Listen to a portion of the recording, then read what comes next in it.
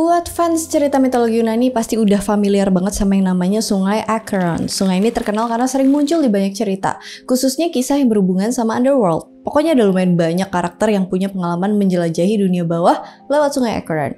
Entah itu manusia, dewa, demigods, atau para pahlawan. Tapi kalian tahu nggak, selain Sungai Acheron, ternyata di Underworld masih ada sungai-sungai lain yang nggak kalah penting. Beberapa di antaranya Sungai Styx, Sungai Lethe, Sungai Phlegeton, dan Sungai Cocytus. Jadi totalnya ada 5 sungai. Kelima sungai ini penting banget karena punya peran dan fungsinya masing-masing di beberapa tempat yang ada di Underworld. Terus apa aja sih perbedaan dari kelima sungai ini? Yuk kita bahas satu persatu.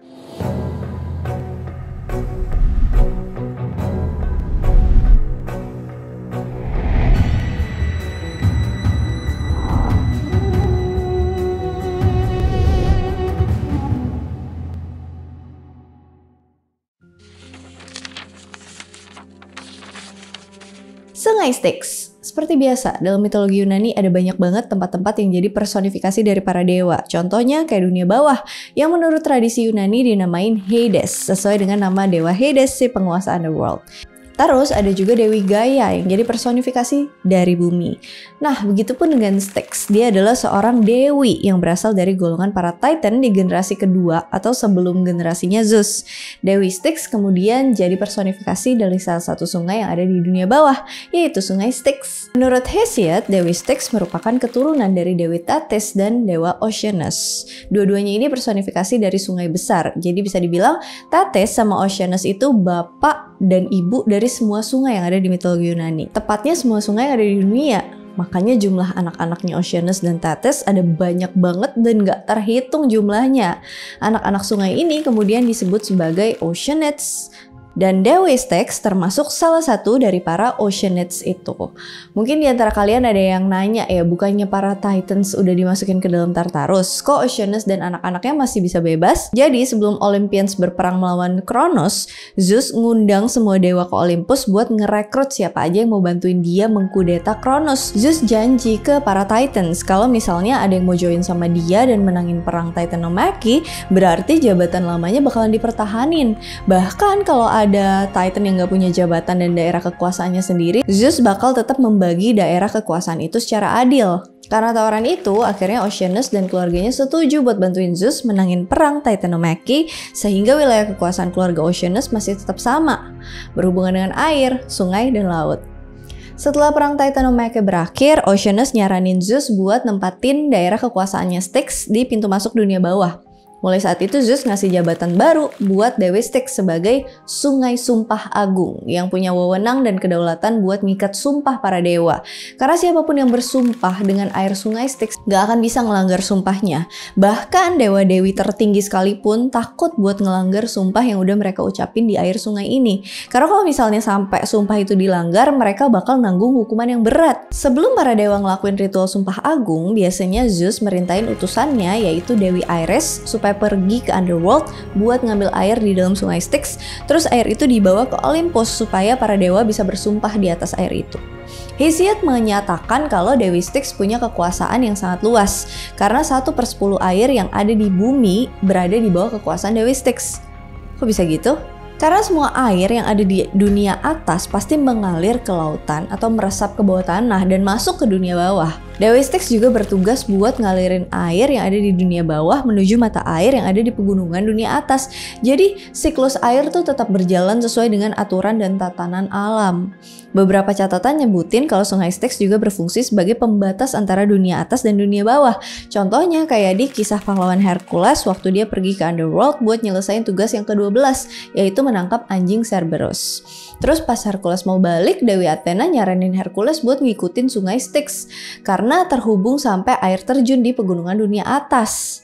By the way nih, mumpung lagi bahas tentang pahlawan Yunani, ternyata sumber kekuatan Achilles asalnya dari Sungai Styx. Karena waktu Achilles masih bayi, ibunya Achilles merendam seluruh tubuh Achilles di dalam Sungai Styx supaya Achilles bisa hidup abadi. Jadi dia nggak bisa dilukai ataupun dibunuh. Tapi ada satu bagian tubuh yang jadi kelemahannya Achilles, yaitu di pergelangan kakinya, karena cuma bagian itu yang nggak dimasukin ke dalam Sungai Styx, kan dicelupin gitu loh. Makanya Achilles berhasil dibunuh di perang Troya saat Paris nembakin panah ke pergelangan kakinya Achilles. Nah, sungai Styx ini juga muncul di karya Divine Comedy yang ditulis sama Dante, tepatnya di bagian lingkaran neraka yang kelima. Di lingkaran neraka itu, Dante dan Virgil sampai di tempat yang dipenuhi dengan jiwa-jiwa manusia yang mewakili dosa wrath atau kemarahan. Dante mendeskripsikan kalau sungai Styx mirip seperti lumpur kotor atau rawa busuk yang isinya penuh dengan perkelahian. Di sana, jiwa-jiwa manusia yang aktif pada berantem dan bertarung satu sama lain di atas lumpur, sedangkan jiwa-jiwa manusia yang pasif bakal tenggelam di dalam lumpur kotor. Beberapa penulis dan sejarawan Yunani kuno mengatakan kalau sungai Styx bukan cuma sekedar mitos, tapi lokasinya emang beneran ada di Yunani.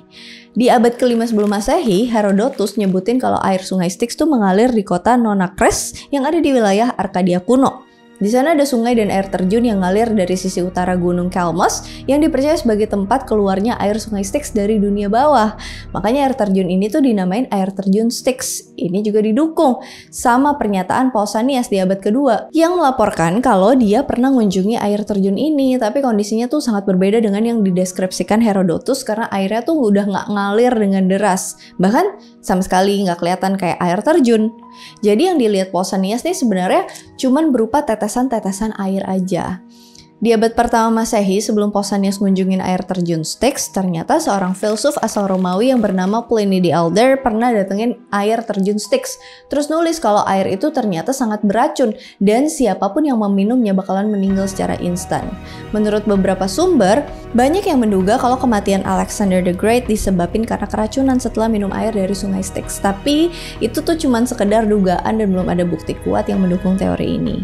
Di tahun 2012, para astronom mengobservasi planet Pluto lewat teleskop Hubble dan mereka nemuin bulan baru yang ukurannya tuh lebih kecil dari keempat bulan yang mengorbit planet Pluto. Terus pada tanggal 2 Juli di tahun 2013, bulan ini resmi dinamakan Styx, yang referensinya tentu aja diambil dari mitologi Yunani. FYI, nama planet Pluto sendiri diambil dari dewa underworld di mitologi Romawi yang setara dengan Hades. Versi Romawinya lah ya. Sedangkan nama-nama bulan yang mengorbit planet Pluto juga berhubungan dengan dunia bawah, yaitu Cerberus, Hydra, Charon, Nyx, dan Styx. Sungai Acheron. Mirip kayak sungai Styx, sungai Acheron dulunya adalah salah satu dewa dari bangsa Titan, tapi nggak masuk Oceanids karena Acheron keturunan dari dewa Helios dan Dewi Gaia. Menurut legenda nih, selama perang Titanomachy berlangsung, Acheron selalu membawakan minuman yang segar buat para Titan yang kelelahan saat berperang melawan Zeus. Makanya sebagai bentuk penghormatan, Acheron diubah jadi salah satu sungai underworld sebelum perang Titanomachy berakhir. Mulai saat itu, peran Dewa Acheron berubah jadi sungai yang jadi prasarana buat mengantarkan jiwa-jiwa orang mati ke dunia bawah. Di atas sungai Acheron ada makhluk dunia bawah yang bertugas mendayung perahunya buat ngangkut jiwa-jiwa orang mati, terus ngikutin arus sungai Acheron sampai ke underworld. Karena itu biasanya orang-orang Yunani kuno ngadain semacam ritual pemakaman dengan cara menaruh uang koin di samping mayat orang yang udah meninggal sebelum dikuburin. Fungsinya supaya uang koin itu tuh dipakai buat membayar jasa Charon. Charon ini si pendayung perahu ya yang akan nganterin jiwa mereka ke dunia bawah. Di sini peran Charon dan sungai Acheron masih sama persis kayak yang ada di mitologi Yunani, karena sebelum Dante dan Virgil sampai di lingkaran neraka yang pertama, mereka berdua tuh harus melewati sungai Acheron. Pas sampai di pinggir sungai, di sana Dante tuh ngeliat ada banyak banget jiwa-jiwa manusia yang ngantri buat naik ke atas perahunya Charon. Nah, kemudian setelah nunggu beberapa saat, akhirnya Charon nganterin mereka berdua melewati sungai Acheron sampai mereka tiba di Underworld. Meskipun di mitologi Yunani sungai Acheron dan sungai Styx merupakan dua sungai yang berbeda, tapi beberapa penyair Romawi sering menyamakan kedua sungai ini dan bilang kalau sungai Styx adalah nama lain dari sungai Acheron karena mereka sama-sama terhubung dengan dunia atas sampai di kedalaman Underworld. Di dalam kitab Henokh, sungai Acheron juga sempat dideskripsikan sama Henokh waktu dia menjelajahi seluruh bumi dan ngelihat semua rahasia yang ada di kedalaman laut. Walaupun Henokh nggak bilang kalau namanya itu sungai Acheron, tapi dia nyebut sungai itu dengan sebutan mulut lautan, yang bentuknya mirip kayak portal yang menghubungkan antara dunia atas dan dunia bawah. Orang-orang Yunani percaya kalau sungai ini tuh beneran ada, dan lokasinya ada di sebelah barat Yunani atau di wilayah Epirus, tepatnya di kota kuno Ephyra. Uniknya nih, sampai sekarang sungai Acheron masih tetap eksis. Tapi apakah legenda tentang sungai Acheron yang terhubung sampai dunia bawah juga benar ada? Atau mungkin cuma sekedar mitos? Di abad ke-8 sebelum Masehi, Homer menjelaskan kalau di tepi sungai Acheron ada sebuah kuil, yang di bagian bawahnya terdapat terowongan yang diyakini sebagai pintu masuk menuju dunia bawah. Kuil ini disebut dengan Necromansion of Akron. Di abad ke-5 sebelum Masehi, Herodotus kembali menegaskan kalau kuil ini tuh masih tetap eksis di masanya sampai akhirnya tahun 167 sebelum Masehi, kuil ini dibakar dan dimusnahkan sama Kekaisaran Romawi. Karena udah hancur dan cuma sisa reruntuhannya aja, sekarang kuil ini tuh dijadiin situs bersejarah di Yunani. Referensi nama sungai Akron juga muncul di beberapa tempat selain Yunani. Contohnya kayak nama Danau Akron di Pulau Livingstone, Antartika. Terus di awal abad ke-16, beberapa kapal angkatan laut Britania Raya dinamakan HMS Akron, sesuai dengan nama sungai Akron dari Yunani. Sungai Cocytus. Secara harfiah, literally, arti Cocytus berarti ratapan, karena sungai Cocytus berfungsi sebagai tempat hukuman sementara buat orang-orang yang ngelakuin kejahatan.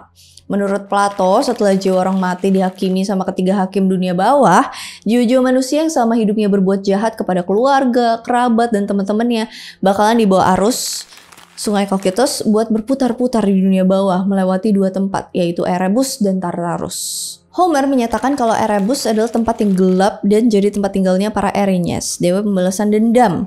Erinyes selalu mendengarkan ratapan orang-orang baik yang semasa hidupnya jadi korban kejahatan dari orang-orang yang jahat. Makanya sungai Cocytus membawa orang-orang jahat itu ke Erebus supaya para Erinyes bisa menyampaikan keluhan dan ratapan orang-orang baik itu buat ngelakuin pembalasan ke orang-orang jahat. Jadi mereka dibawa sama arus sungai Cocytus menuju Tartarus buat merasakan hukuman dan siksaan api neraka. Setelah jiwa-jiwa orang jahat ini ngerasain hukuman di Tartarus secara langsung, sungai Cocytus bakalan ngebawa mereka kembali ke Erebus dengan harapan supaya mereka bisa dibebasin dari hukuman di Tartarus. Jadi kalau misalnya orang-orang baik yang mereka sakiti udah mengampuni kesalahan mereka, Dewi Erinyes bakalan mengakhiri hukuman sungai Cocytus. Tapi kalau misalnya jiwa-jiwa orang baik itu masih belum puas, Dewi Erinyes gak bakalan bebasin jiwa-jiwa orang jahat ini dari arus sungai Cocytus. Jadi otomatis mereka balik lagi ke Tartarus sampai dosa mereka tuh benar-benar diampuni. Bisa dibilang konsep sungai Cocytus yang dikemukakan Plato konsepnya mirip kayak purgatory, yang bawa jiwa-jiwa orang jahat ke hukuman sementara dan mereka masih punya kesempatan buat bisa keluar dari hukuman itu. Cocytus juga muncul di Divine Comedy, tepatnya di lingkaran ke-9 atau lingkaran neraka yang paling dalam. Di sana Cocytus dideskripsiin sebagai danau beku yang dingin, tempatnya jiwa-jiwa berdosa yang melakukan pengkhianatan dan pelanggar sumpah. Pengkhianatan yang dimaksud yaitu mengkhianati keluarga, komunitas, negara, dan orang-orang yang mengkhianati Tuhan. Di sana Cocytus dibagi jadi 4 putaran, yaitu ada yang masih ingat yang nonton? Apa aja? Komen 1, 2, 3. Annoying banget sumpah. Yaitu ada Kaina, Antenora, Ptolomea, dan Judeka. Jiwa-jiwa mereka dihukum supaya tubuh mereka terendam di dalam danau beku Cocytus buat selama-lamanya. Sungai Phlegethon. Sungai Phlegethon atau yang juga disebut sebagai Sungai Periphlegython berarti sungai api yang menyala-nyala. Sesuai dengan namanya, sungai ini tuh jadi sungai yang paling beda dan yang paling mengerikan di antara semua sungai yang ada di Underworld karena sungai Phlegethon sepenuhnya berisi material panas di bawah permukaan bumi atau yang biasa disebut magma. Beberapa sumber mengatakan bahwa sungai Phlegethon ini mengalir sampai ke neraka terdalam atau Tartarus. Plato juga nyebutin kalau lava yang keluar dari gunung berapi tuh bagian dari sungai ini. Sama kayak sungai-sungai yang lain, Phlegethon juga merupakan seorang dewa yang jadi personifikasi dari sungai api di dunia bawah. Menurut Hesiod, Phlegethon termasuk keturunan dari Oceanus. Tugasnya di dunia bawah tuh cuma nyiksa semua manusia dan para titan yang dihukum di dalam Tartarus dengan panas api neraka yang menyala-nyala. Menurut legenda yang berkembang, Dewi Styx ternyata jatuh cinta sama Dewa Phlegethon. Makanya Styx ngikutin Phlegethon sampai ke Tartarus. Makanya air sungai Styx juga ikutan bercampur dengan sungai api Phlegethon. Ini yang bikin air sungai Styx tuh nggak bisa diminum atau beracun. Sungai Phlegethon juga muncul di Divine Comedy, tepatnya di Inferno atau lingkaran neraka yang ke-7, yaitu Violence. Di sana sungai Phlegethon berisi darah mendidih yang selalu nyiksa jiwa-jiwa manusia yang suka melakukan kekerasan ke orang lain. Jadi manusia yang selama hidupnya pernah melakukan pembunuhan ke orang lain tuh harus merendam keseluruhan badannya di dalam sungai ini. Sedangkan jiwa-jiwa manusia yang suka melakukan kekerasan fisik atau kekejaman ke orang lain cuman merendam setengah badannya. Sungai ini tuh dijaga sama para centaur supaya jiwa-jiwa manusia yang berdosa tuh nggak kabur dari siksaan sungai Phlegethon.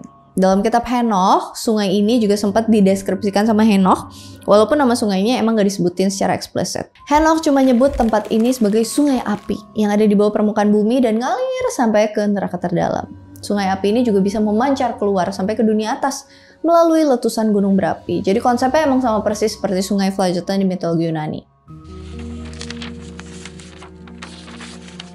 Sungai Lethe. Sama kayak sungai-sungai sebelumnya, Lethe juga termasuk salah satu Oceanids atau dewi sungai yang tinggal di underworld. Bisa dibilang sungai Lethe lebih populer daripada sungai Styx karena banyak dijadiin referensi dalam karya sastra, kepercayaan, budaya, tradisi, literatur, dan karya fiksi. Menurut mitologi Yunani, Lethe adalah personifikasi dari kelupaan. Karena menurut bahasa Yunani klasik, kata Lethe secara harfiah berarti terlupakan, kelupaan, atau menyembunyikan. Sedangkan antonim dari kata Lethe yaitu aletheia yang berarti tidak lupa atau tidak menyembunyikan. Meskipun beberapa sumber bilang kalau Lethe adalah keturunannya Oceanus, tapi menurut Hesiod, Lethe merupakan keturunan dari Dewi Eris atau Dewi Perselisihan. Lethe juga sering dipasangin sama Dewi Mnemosyne atau Dewi Ingatan karena dua dewi ini tuh punya peran dan fungsi yang gak bisa dipisahin.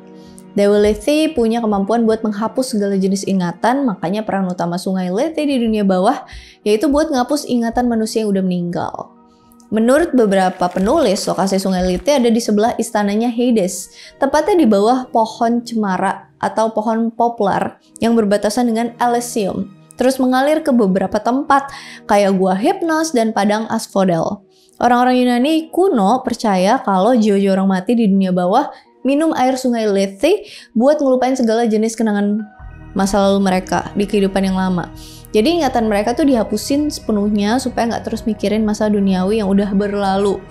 Kalau menurut mitologi Tiongkok, Lethe sering dihubungin sama Dewi Mengpo. Dewi ini juga disebut sebagai Dewi Kelupaan karena Mengpo selalu nunggu jiwa-jiwa orang mati di dunia bawah. Di sana Dewi ini bawa semangkok sup yang bikin siapapun yang minum bakal lupa ingatan. Tujuannya supaya mastiin kalau jiwa-jiwa itu tuh siap buat berreinkarnasi dan gak inget sama sekali tentang kehidupan sebelumnya. Fungsi sup ini tuh gak cuma dipakai buat ngapus ingatan aja, tapi juga bermanfaat buat ngebersihin semua dosa dan semua pengetahuan. Jadi semuanya tuh dibersihin sampai ke akar-akarnya supaya manusia bisa sepenuhnya berreinkarnasi. Kayak biasa, kelima sungai underworld ini selalu dimention sama Dante dalam karya Divine Comedy. Sungai Lethe sendiri muncul di Purgatorio waktu Dante ngunjungin surga dunia atau Firdaus yang berada di puncak Purgatory. Di sana Dante nyelupin dirinya ke dalam sungai Lethe buat menghapus kenangan dari semua dosa-dosanya sampai dia benar-benar pure, murni, dan siap untuk pergi ke surga atau paradiso. Abis Dante ngebersihin dirinya di sungai Lethe, bekas air kotor yang berisi kenangan dosa-dosa Dante mengalir sampai infernal. Terus air kotor itu bakalan dibekukan di dalam Cocytus. Selain dalam kisah mitologi dan beberapa literatur, ternyata sungai Lethe juga dihubungin sama sungai-sungai yang ada di dunia nyata. Contohnya kayak sungai Guadalete yang ada di Spanyol, tepatnya di kota Cadiz. Secara historis, awalnya sungai ini dinamain sungai Lethe karena daerah itu tuh sempat dijajah sama orang-orang Yunani yang perang melawan bangsa Venesia. Terus setelah perang itu berakhir, orang-orang Yunani memperingati perdamaian itu dengan cara namain salah satu sungai di kota Cadiz sebagai sungai Lethe.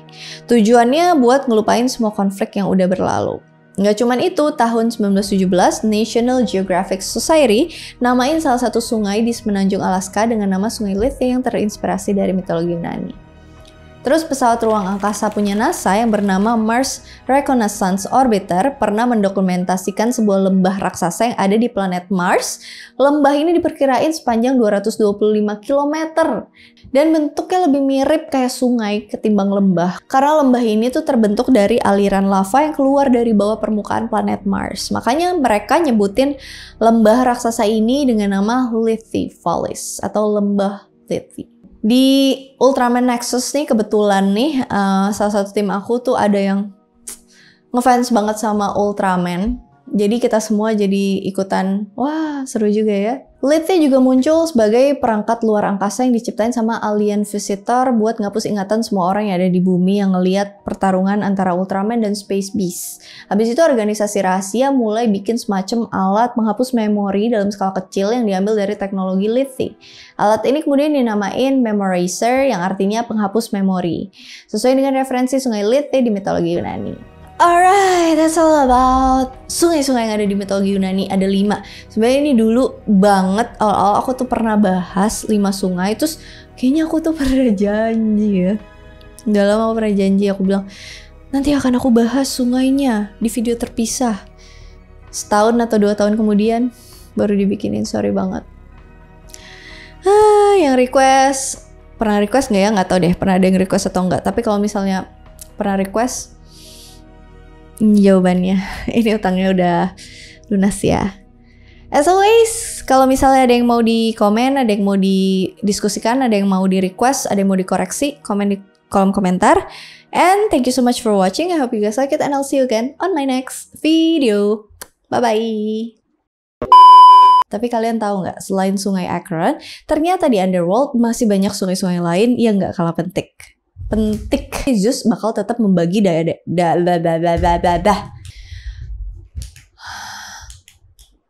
sebelum para dewa ngelakuin ritual sampah di tahun 2002 Sungai Phlegethon atau yang juga disebut sebagai Sungai Phlegethon atau yang juga disebut sebagai Sungai Periphelegeton Mnemosyne